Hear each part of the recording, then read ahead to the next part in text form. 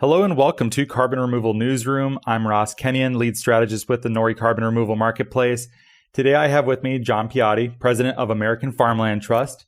This is the second episode we've done with AFT. We did another one on reversing climate change with Jimmy Daukus about a year ago. Happy to follow back up, see what's happening. John, I hear there's some news with American Farmland Trust.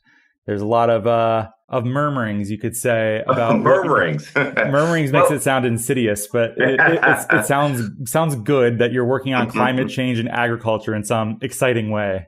Well, we've been in this space for almost 40 years. From our earliest days in 1980, we've had a focus on soil health, and of course, back in the 80s and 90s, we were thinking of soil health from the perspective of building organic matter and reducing nutrient flow and retaining water and all those wonderful things. But those same practices also, of course, sequester carbon. And maybe for the last 15 years, we've been consciously pursuing our soil health work with that goal in mind. And I guess the big news is that in the last couple of years, we have really made this a major thrust for us. And we've hired some great people, and we're bringing some considerable new resources to bear. And it's an exciting time to be in this space. As you know, Ross, this is the issue of our day. We need to address it. 2 days ago, Congress had a hearing on this topic. 4 folks were invited to participate. The only NGO was American Farmland Trust, which I think is a recognition of the role that we've traditionally played in this space. The big news is we're intent on making this the organizing feature of our work. We've been around for 40 years, as I said. We've done amazing work protecting farmland, advancing good federal policy around conservation and the Farm Bill. A lot of work focused on next generation farmers. And climate is really a thread that laces all of those things together in a very positive, powerful way. And that's our primary thrust going forward. How's it been working with farmers on climate issues? Are they receptive? Are they distrustful a bit? Or do they sort of sense that this is a chance for them to see an upside and participate in some of these solutions? Well, I think it varies. Obviously, farmers are individuals, and there are folks with different opinions out there. But I can tell you this, I've worked with farmers professionally for 30 years and really only on the national stage since I came to AFT 3 years ago. But in that period of time, I have never met a farmer who denies climate change. Now, some of the more conservative ones might think it's God's will or it's not caused by man, but they do not deny that it is happening. And that makes sense because farmers have to be in tune with their environment, and they see what's happened. They see the storms that have come. They see the change in weather patterns. They know how they can't get on their fields when they used to in the spring because it's wetter. They see the changes in the growing season. So there are very few, if any, and as I said, I've never encountered any climate deniers amongst the farm community. There are folks who question how we can address it. And there are some, and perhaps appropriately, there are some farmers who worry that solving the climate crisis will be yet another burden put on them. I mean, think about farmers. It's a tough industry. They operate under really tight margins. In many parts of the country, farmers are villainized. They're the bad guys. They're the polluters. They're the folks who raise livestock, the horrible thing that kill animals and things like that. So farmers in many cases are villainized. And then on top of that, it's a tough business. And then if we also lay the burden on them, oh, and by the way, you are the solution to the climate crisis. You just have to do all these other things that you don't necessarily get compensated to do. So it's a lot of burden. And I think some farmers see this as an amazing challenge and opportunity. They say, I can have an incredibly positive impact on the future of our planet. And other farmers, quite honestly, feel overwhelmed, overburdened, and to some extent villainized by a lot of the talk that's been going on about climate and ag. That tracks with my experiences pretty closely too. From my experience with farmers is admittedly orders of magnitude less than yours. But we've been pretty successful in talking to people using a carrot approach rather than a stick approach.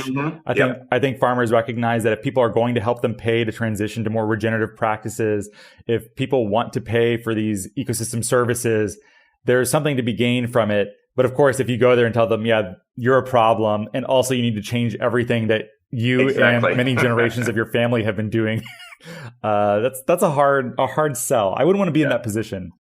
And that's exactly why the work that you're doing is so important. I mean, when you come right down to it, what we ultimately need to do is figure out a way of compensating farmers fairly and adequately for two things, right? For growing food and for providing a whole range of critically essential environmental services. Right now, one could argue that we don't often even compensate farmers fairly for the food they grow, and we barely compensate them at all for the full range of environmental services, be it wildlife habitat or water recharge or scenic vistas or whatever, let alone carbon. We just don't do that. So we need mechanisms that do those things. Right now, really all we have is the conservation title of the Farm Bill, which provides cost share for farmers who do want to do some things that would be to the benefit of the land long term. But that's not enough. And we really need a number of market-based solutions along the lines of what you're pushing for, coupled with better, smarter policy. I think it's some people think that the marketplace can't solve this. Others think the marketplace is the only answer. I'm a diet and exercise kind of guy. I think you need both. I think we need the kind of things like you're doing at Nori to advance things in the market world. We need efforts like what's going on along the supply chain with General Mills and other groups who are trying to get the farmers who are providing them with product to switch practices. We need those efforts in the marketplace. And then we also need a very robust federal policy program that is rewarding and paying farmers for providing the right environmental services. That's my take on it anyway. I'm curious about your reactions. Well, fair enough. We don't want to be dependent on policy since that's quite out of our control. But we can recognize that there are places where policy can be quite a big lever to pull. Exactly. And the details always matter quite a lot. So we always want to nerd out on those details rather than, anything else. I think that's the correct way to go. But it seems like in general, agriculture is moving in a more regenerative direction, and everyone's talking about it. It's in the Democratic primaries.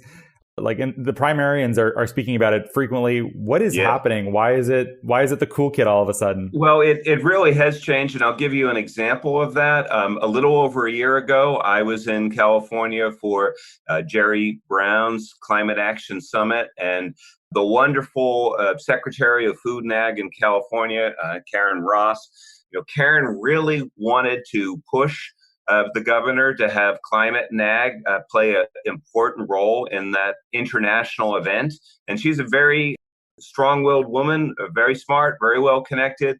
And to be very blunt about it, she really didn't get that far. The event itself barely talked about agriculture, and when it did, it talked about it in the ways we've all heard about how agriculture is a major greenhouse gas emitter and how all the horrors of livestock production. Didn't talk about it as a solution. Now, Karen, to her benefit, did get an add-on day on the front end and gave AFT a chance to play a big role in that. So we began to raise some consciousness, but we weren't part of the big event. That was only a year ago. And now everyone and their brother is talking about regenerative ag. So what happened? We might look back this historically as being one of the most critical turning points in human history, to maybe sound a little overly melodramatic about it. But it really has been a sea change in just the last year. And I think it's two things.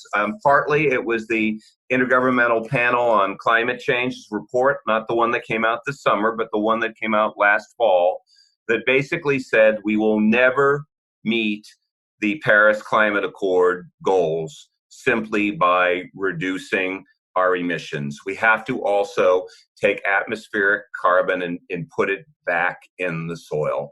I think that really was a turning point And then I think the 2018 elections had a lot to do with it as well, because with the House changing to Democratic, you finally had an opportunity for voice on some of these critical issues. So historians might come up with other factors, but those are the two things that I point to. I don't know what did it, but it's been wonderful to see this change. And, there are some challenges here. We still have a heck of a lot of work to do. And between you and me, I worry that everyone and their brother thinking about regenerative ag means they sometimes miss some of the details and nuances. It is the newest, latest, hottest, brightest thing, and sometimes bandwagons have problems as well.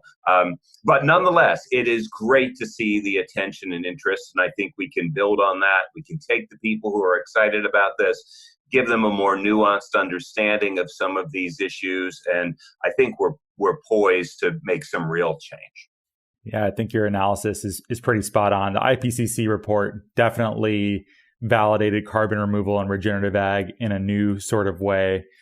That was exciting for us to watch too. It's seemingly, because we've been doing Nori for about 2 years now, and it's an entirely different universe than when we first started working on this.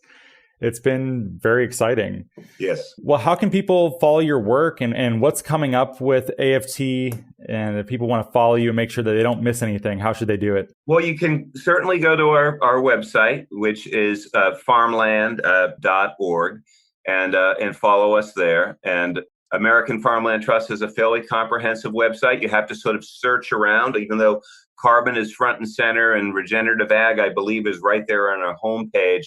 You'll want to dig in and learn about some of the projects and work that we do, because we are active across the country on some pretty interesting things. And then beyond that, you can become a member. It costs you $25 a year. Believe me, we don't make money on you. The newsletters we send you cost more than that. But what we really need is a growing body of people who are aware of these issues and are willing to spread word to their friends, get involved politically, advocate. And the only way you're going to stay in tune with all of that is to become a member. So I urge people to go online, drop the $25, and stay informed and stay connected. Great. I'll put links in the show notes, listeners, in case you'd like to do that. And John, this is me going out on a limb here, but I have to think that if I wanted to, you're the guy I could ask to put me in touch with Willie Nelson. Is that true? I don't know the man. We have in the past been involved in some Farm Aid events, but I was going to ask you the same thing, Ross. I thought you were well connected. I like to think I am, but I'm not nearly cool enough to have him on my speed dial there. But I thank you for the kind words and vote of confidence, John. Well, thanks for joining me. I'm really happy to have had you on. Well, it's a pleasure. It's a pleasure to be here. I applaud what you're doing. I think the market side of this is critically important. We need all parties taking a bite at this. It is the issue of our time. Absolutely. Definitely. We're all on the same team. We need many approaches, trying out different things. And there are so many stakeholders. In fact, it's probably the whole planet. And we got to be working together on this. So thank you for all the valuable work that you're doing as well, John. Thanks, Ross. Thank you. And if you like the show, please rate and review us on iTunes or Apple Podcasts or on Stitcher. And thank you so much for listening.